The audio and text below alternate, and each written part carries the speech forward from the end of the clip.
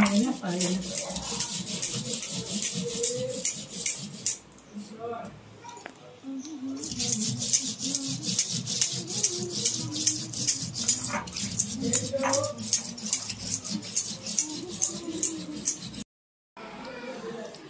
এই মান্থে প্রথম ইলিশ মাছ হচ্ছে, কিছুটা আজকে হচ্ছে, কিছুটা কালকে হবে। তো আজকে মা বানাচ্ছে ইলিশ মাছের ভাপা, আর কিছুটা ভাজা হবে। তো ছেলে মানে রাভিরাজ তো খাবে না ইলিশ মাছ, আর রাভিরাজের বাবাও ইলিশ মাছ খুব একটা পছন্দ করে না।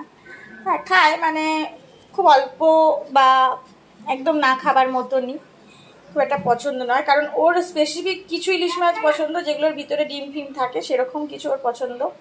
তো সব রকমের ইলিশ মাছও খায় না। তো যাই হোক, আজকে ইলিশ মাছ যেটা হচ্ছে ভাপা, সেটাতে আমি, আমার মা আর বাবা এই তিনজনেই খাবো।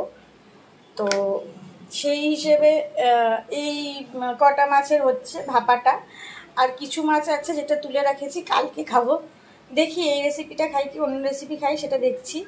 তো আপাতত আমি ভাপার জন্য মাখাটা মা এই যে সর্ষেটা বেটে রেখেছে, তো এটা আমি জাস্ট মাছের গায়ে লাগিয়ে দেবো ভালো করে এখন। তো মা বললো এটা একটু করে দে, তো সেই জন্য এটা আমি করে দিচ্ছি। মায়ের হাতের ভাপা খেতেই আমার ভালো লাগে খুব।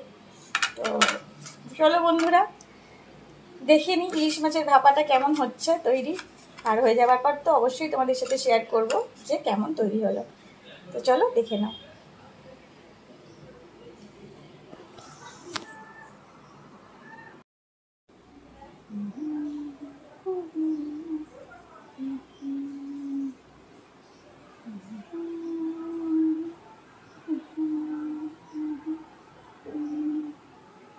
তো সর্ষের তেল দিয়ে দিয়েছি, মোটামুটি রেডি।